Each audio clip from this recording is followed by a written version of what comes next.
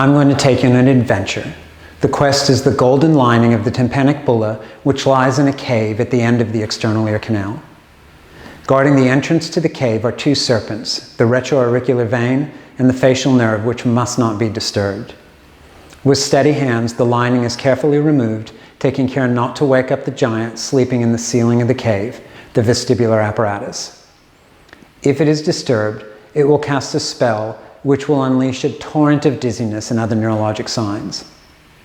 I will give you the tools you need to navigate this surgery and list the pitfalls to avoid.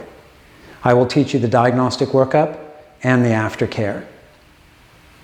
Following this module, you will have the intricate knowledge and specifics of how to perform this surgery consistently. We will continue to provide you with support afterwards with scheduled question and answer sessions. We hope that you have a safe and exciting journey.